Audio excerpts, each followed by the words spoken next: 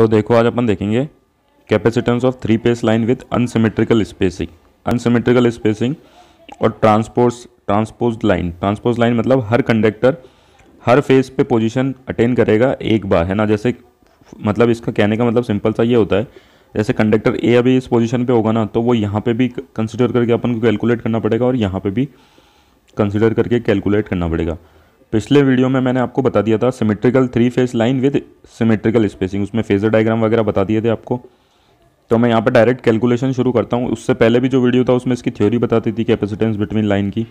तो अभी देखो मैं आपको सिंपल सा एक चीज़ बताता हूँ सबसे पहले, क्योंकि आपको अगर ये क्वेश्चन करना है तो डेरिवेशन ही करने के लिए हिसाब से ही देखोगे आप, और तो किसी को कॉम्पिटिशन में तो फॉर्मूला आपको याद होना चाहिए डायरेक्ट, ठीक है ना। तो देखो ये कंडक्टर ए है, ये बी है और ये सी है, और मैंने अपनी पोजीशन फिक्स कर ली। मैं बोलता हूँ मैं इस ए के कंडक्टर की पोजीशन चाहे यहाँ लाऊं या यहाँ लाऊं, ठीक है ना, लेकिन जो पोजीशन नंबर है वो मैं सेम रखूँगा 1, 2 और 3, ठीक है। दूसरी बात मैं बता दूं, जो मैंने डिस्टेंस मार्क किया ना, ये A B, distance from conductor A to B, D A B, D B C और डी सी ए, ठीक है ना, इसको भी मैं फिक्स रखने वाला हूँ, है ना। चाहे मैं कंडक्टर की पोजीशन चेंज कर दूं, लेकिन मैं इन डिस्टेंस को चेंज नहीं करूँगा, ठीक है। तो देखो सबसे पहले अपन को हर पोजीशन पे कंडक्टर क्यू ए की वजह से पोटेंशियल कैलकुलेट करना है, ठीक, सॉरी क्यू ए की वजह से नहीं, वी ए बी कैलकुलेट करना है, ठीक है ना। इस कंडक्टर ए की वजह से हर पोजीशन पे, ठीक है ना। तो देखो सबसे पहले तो V A B due to position number 1, ठीक है ना। तो आपको पता है वोल्टेज अपन को potential difference V A B निकालना है ना। तो मतलब जो चार्ज पड़ा है क्यू पे बी पे, ठीक है ना, पोजीशन 2 पे, उसको अपन को ए तक लाना है ना। तो यही चीज़ मैंने लिखी है फ्रॉम बी टू ए, है ना, क्योंकि अपन डेफिनेशन डालते हैं पोटेंशियल डिफरेंस क्या क्या होता है, work done to bring a unit positive charge from infinity to that point, और अपन वी ए बी कैलकुलेट कर रहे हैं तो बी से ए तक लाना है, ठीक है। तो जैसे कि आपको फॉर्मूला अप्लाई करने आता होगा, तो सबसे पहले अपन लिखते हैं क्यू है, क्यू ए की वजह से 2 पाई एप्सिलॉन और एल एन, है ना। मतलब ए बी ए के बीच में डिस्टेंस कितना है, डी ए बी, ठीक है, लिख दिया डी ए बी, और इसके सरफेस से फिर ए टू ए का डिस्टेंस मतलब सरफेस से इसके सेंटर तक, तो हो गया वो R, radius of the conductor, ठीक है ना। और ये याद रखना D A B D B C D C A equal नहीं है, क्योंकि ये अनसिमेट्रिकल स्पेसिंग और अनइक्वल डिस्टेंस पे है, ठीक है। और दूसरा याद रखना distance is very very greater than radius of the conductor, ठीक है ना। Distance between conductor is very greater than radius of the conductor, ठीक है ना, ताकि चार्ज डिस्ट्रीब्यूशन डिस्टर्ब ना हो, ठीक है। अब देखो अपन करते हैं क्यू बी की वजह से, है ना, 2 पाई एप्सिलॉन नॉट, ठीक है। अब अपन अपना वही चलना है वी ए बी, तो मतलब वी ए बी मतलब इसी पोजीशन पे चार्ज को लेके आना इसके सेंटर तक, तो आर, ठीक है ना। दूसरा इसका डिस्टेंस कंडक्टर ए से वो वापस कितना हो जाएगा, डी ए बी, ठीक है ना। अब डी ए बी करना है कैलकुलेट क्यू सी की वजह से, ठीक है ना। तो Q C upon 2 pi epsilon naught, फिर ए टू बी का डिस्टेंस सी से, तो सी से बी का डिस्टेंस डी बी सी, ठीक है ना, सी का ए से डिस्टेंस डी सी ए। तो ये चीज़ मैंने यहाँ पे लिख दी, आपको शायद क्लियर हो गई होगी, ठीक है ना। इस फॉर्मूले को आपको ऐसे ही अप्लाई करना है, नहीं तो फिर इंटीग्रेशन करके करो, ठीक है, वो ज़्यादा वो बैठता नहीं है ढंग से, ये ज़्यादा सही है अप्रोच है। अब देखो मैंने कंडक्टर जो पोजीशन है वो सेम नाम रखा है 1, 2 और 3, बस मैंने कंडक्टर को मूव कर दिया। ए पहले यहाँ पे था, मैंने ए को यहाँ पे कर दिया, बी पहले यहाँ पे था, मैंने बी को यहाँ पे कर दिया, सी पहले यहाँ पे था, मैंने अब सी को यहाँ कर दिया, और D A B D B C D C A को मैंने छेड़ा भी नहीं है ना। अब देखो वी ए बी, है ना, ये A B due to position of conductor A at 2, ठीक है ना। तो देखो Q A 2 pi epsilon L N D by R, मतलब वी ए बी का डिस्टेंस, ठीक है ना, मतलब बी टू ए चलना है, तो डी बी सी, और यहाँ पे ए का डिस्टेंस ए से मतलब रेडियस आर, ठीक है, ऐसे समझ लो आप, ज़्यादा अच्छा रहेगा। फिर क्यू बी का, है ना, क्यू बी का डिस्टेंस खुद से आर, ठीक है ना, और ए से डी बी सी, क्योंकि अपन को बी ए ही तो निकालना था। अब देखो क्यू सी का डिस्टेंस, सी का डिस्टेंस निकालना है वोल्टेज वी ए बी के लिए, मतलब बी टू ए, तो बी के लिए डी सी ए, ठीक है ना, ये दिख रहा है, और ए पे डी ए बी, ये दिख रहा है, ठीक है। तो ये देखो 3 इक्वेशन ये बन गई V A B due to conductor 2, ठीक है ना। अब वापस से वही काम किया, ठीक है, जैसे कि मैंने बोला। अब V A B due to position 3, अब अपना कंडक्टर ए कहाँ पे आ गया, देखो इस पोजीशन पे आता है, तो अपन को वापस से वी ए बी कैलकुलेट करना है, तो L N B by A D A B, ये डी सी ए, मतलब यहाँ से बी टू ए लाना है, तो डिस्टेंस कितना है, डी सी है, ठीक है। और डिस्टेंस कंडक्टर ए का ए से तो अपन ने बोल दिया वो आर, ठीक है ना। अब क्यू बी की वजह से डी ए बी, तो बी पे बी कंडक्टर बी का डिस्टेंस बी से आर है ना, और ए से वही डी सी है, तो ये मैंने लिख दिया, ठीक है। और क्यू सी का आप देख लो, सी का डिस्टेंस निकालना है बी टू ए, तो बी से है अपना डी ए बी और ए से है अपना डी बी सी, तो ये चीज़ मैंने देखो यहाँ पे लिख दी है, ठीक है। अब अपन को एवरेज पोटेंशियल निकालना है, तो तीनों का एवरेज करो, A B due to position 1, A B potential A B due to position 2, potential A B due to position 3/3। Average निकालने का सिंपल सा फॉर्मूला, देखो तीनों टर्म्स को मैंने 1/2 पाई एप्सिलॉन नॉट तीनों में कॉमन था, और 1/3 ये जो अपना आ रहा था इसको मैंने बाहर लिख लिया, और सारी टर्म्स को देखो मैंने ऐसे लिख लिया ऐड करके। अब देखो इन तीनों टर्म्स में क्या कॉमन आ रहा है, क्यू ए, इन तीनों टर्म्स में क्या कॉमन आ रहा है, क्यू बी, और इन तीनों टर्म्स में क्या कॉमन आ रहा है, क्यू सी। तो अब मैं इनको भी इकट्ठा लिखूंगा, ठीक है ना सब। तो ये 1/3 इंटू 1/2 पाई एप्सिलॉन नॉट ऐसा का ऐसा, ठीक है ना। देखो मैंने 1/3 को 2 से मल्टीप्लाई नहीं किया, क्योंकि अभी 1/3 का भी काम में आने वाला है। तो देखो क्यू ए, बाकी सारी टर्म्स मैंने ऐसी की ऐसी लिख दी, इसको पढ़ूंगा नहीं, ज़्यादा टाइम खराब होगा।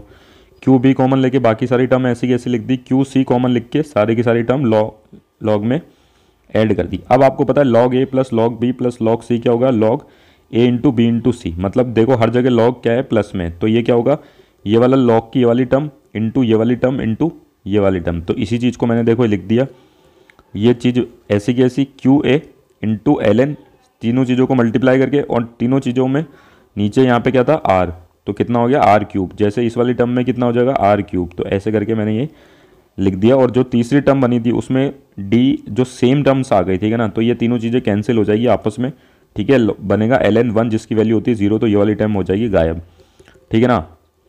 अब देखो 1/2 पाई एप्सिलॉन नॉट 1/3 था, मैंने 1/3 को अंदर मल्टीप्लाई कर दिया दोनों जगह, ठीक है ना, क्योंकि मुझे ये आर क्यूब हटाना है, ठीक है। अब देखो 1/3 यहाँ पे है मल्टीप्लाई में ln के साथ, तो अपन को पता है पावर पे चढ़ता है, पावर पे चढ़ेगा तो इसका तो आ जाएगा क्यूब रूट, और इसका 1/3 इंटू 3, तो कितना हो जाएगा, ये सिर्फ रह जाएगा आर। तो यही चीज़ मैंने लिखी है, क्यू इंटू इसका क्यूब रूट अपॉन आर, ठीक है ना। वापस यहाँ पे भी आर और इसका क्यूब रूट, इसको अपन ने मान लिया इस क्यूब रूट को डी इक्विवेलेंट, ठीक है।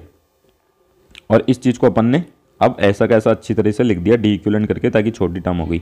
सिमिलरली आपको वी ए सी कैलकुलेट करना है, जो कि बिल्कुल ऐसे आएगा, सिर्फ ये क्यू बी की जगह क्यू सी आ जाएगा। आप इसको कैलकुलेट करके देख सकते हो, इसमें टाइम खराब होता है, ठीक है। फेजर डायग्राम जो मैंने आपको पिछले वीडियो में बहुत अच्छी तरीके से बताया था, मैं आपको थोड़ा बहुत यहाँ पे भी बता देता हूँ। ये बताया था मैंने, इसको मैंने स्टार कनेक्शन में क्यों बनाया, आप वो देख सकते हो, वो मैंने वहाँ पे कनेक्शन में बना के दिखाया था कि अपन ने इसको स्टार में क्यों बनाया इससे पहले वीडियो में। तो आप वी ए एन देखो, वी बी एन देखो और वी सी एन देखो, ठीक है ना। अभी सिर्फ जो मैं दिखा रहा हूँ वही देखो। अब देखो अपने को वी ए बी कैलकुलेट किया है अपन ने, तो वी ए बी इस फेजर डायग्राम से क्या होगा, वी ए बी होगा V A N minus V B N, मतलब मुझे यहाँ पे चाहिए माइनस वी बी एन, ये गलती से वी ए बी लिखा गया, तो इस वी बी एन को मैं पीछे एक्सटेंड करूँ तो ये कितना हो जाएगा माइनस वी बी एन, और ये वी ए एन, तो अपना वी ए बी जो है वो V A N minus V B N, तो ये बीच में आएगा, ठीक है ना। तो ये वी ए बी बन गया। सिमिलरली वी ए सी चाहिए था मुझे, ठीक है ना। वी ए सी कितना होगा, V A N minus V C N, तो ये वी सी एन को मैंने वापस इधर एक्सटेंड किया, तो ये इधर वी सी एन हो गया, तो इन दोनों के बीच में आएगा वी ए सी, ठीक है ना। अब एक बात और याद रखना, वी ए एन हो या वी ए सी हो, वो होगा √3 टाइम वी सी एन, क्योंकि line to line voltage star में क्या होता है √3 इंटू फेस वोल्टेज, ठीक है ना, या न्यूट्रल वोल्टेज बोल लो तो वो ज़्यादा सही रहेगा, ठीक है। अब ये जो वी ए बी है और ये वी ए सी है, जब मैं इन दोनों का फेजर करूँगा तो वो वी ए एन के अलॉन्ग आएगा, और मैं ये बोल सकता हूँ कि V A B plus V A C कितना हो जाएगा, three times of V A N. क्योंकि मैं आपको बता देता हूँ, जैसे पिछले वीडियो में मैंने आपको कैलकुलेट करके बताया था, वो देखो ये 30 डिग्री का एंगल बनता है वी ए बी और वी बी सी, तो वी ए बी का कंपोनेंट जब इसके अलॉन्ग निकालोगे ना तो वो आएगा V A B cos 30, V A B cos 30, V A B की जगह लिख दो √3 वी ए एन कॉस 30। जब आप उसको कैंसिल करोगे ना तो यहाँ पे 3/2 वी ए एन आएगा, और इधर से भी क्या आएगा 3/2 वी ए एन। जब दोनों को कैलकुलेट करोगे ना तो 6/2 वी एन आएगा, 6/2 वी एन हो जाएगा 3 वी एन। पिछले वीडियो में बहुत अच्छी तरीके से करके दिखा रखा, तो आप उसको देख सकते हो। हॉरिजॉन्टल कंपोनेंट है तो आपको पता है कॉस थीटा बनेगा यहाँ पे। तो भाई मैंने यहाँ से एक बात और देख ली, V A B plus V B C का जब मैं सम करूँगा ना तो वो होगा V3 वी ए एन, ठीक है ना। अब दोनों चीज़ों को सम कर दो, वी ए बी भी अपन ने कैलकुलेट किया था, वी बी सी भी अपन ने कैलकुलेट किया था, और उसको ऐसा कैसा लिख दिया और इक्वल्स टू लिख दिया 3 वी ए एन, ठीक है। अब देखो यहाँ से मैंने वापस से 2 पाई एप्सिलॉन नॉट कॉमन ले लिया, ठीक है, और सारी टर्म्स को ऐसे का ऐसा लिख दिया, ठीक है। अब देखो यहाँ पे क्यू ए की टर्म्स 2 बार है और दोनों सिमिलर है, ये सिमिलर टर्म है और ये सिमिलर टर्म है, तो ये ट्वाइस हो जाएगी, ठीक है, ये 2 टाइम्स लिख दिया। और ये वाली टर्म और ये वाली टर्म भी एक जैसी है, बस इसमें क्यू बी और क्यू सी अलग अलग है, तो मैंने क्या किया, L N R by D equivalent common ले लिया, ठीक है ना, L N R by D equivalent common ले लिया, तो Q B plus Q C bracket में आ गया। अब मुझे पता है सिस्टम बैलेंस है, करंट इक्वल फ्लो रहा है, तो जो चार्ज भी है वो इक्वल होगा, ठीक है, बैलेंस सिस्टम में आप सिंपल सा इतनी बात भी बोल सकते हो। तो Q A plus Q B plus Q C equals to 0 है, तो अपन को पता है Q B plus Q C equals to minus Q है। इस Q B plus Q C की जगह माइनस क्यू ए लिखेंगे, ये जो माइनस साइन है ये चढ़ेगा यहाँ पे, ठीक है, लॉग की प्रॉपर्टी, इसका जब पावर -1 होगी तो ये टर्म हो जाएगी रेसिप्रोकल और यहाँ पे आ जाएगा पॉजिटिव का sign, D equivalent upon R बन जाएगा और ये क्यू है। अब दोनों टर्म लाइक टर्म से 2 + 1 3 हो जाएगा, तो ये 3 क्यू है, L N D equivalent upon R 1/2 pi epsilon naught, 3 से 3 कैंसिल और अपना काम कंप्लीट हो चुका है। अपने पास लाइन टू न्यूट्रल वोल्टेज आ सका है, Q A upon 2 pi epsilon not L N D equivalent upon R. अब आपको जैसे कि पता है मैंने Q equals to C V होता है, तो C equals to Q upon V. अब अपन को एक लाइन टू न्यूट्रल वोल्टेज चाहिए, तो Q A upon V A N ले लो, ठीक है, जो अपन ने कैलकुलेट किया है, तो क्यू ए की वैल्यू तो क्यू ए और वी एन की वैल्यू जो कैलकुलेट करी उसको लिखो, काटना है जो काटो, और ये आ गया अपना line to line capacitance, line to neutral capacitance for 3 phase unsymmetrical line 2 pi epsilon not L N D equivalent by R. जो डेरिवेशन मैंने पिछले वीडियो में करके दिखाया था ना, वो डेरिवेशन यहाँ से भी आ सकता है। अब डी इक्विवेलेंट, ठीक है ना, आपको पता है under root D A B cube root D A B D B C D C A, अपन को बस तीनों स्पेस को इक्वल रखना है, और वो जो लाइन टू न्यूट्रल कैपेसिटेंस है for equal spacing symmetrical line, वो यहाँ से भी निकल सकता है, आप कैलकुलेट करके देख सकते हो। Thank you.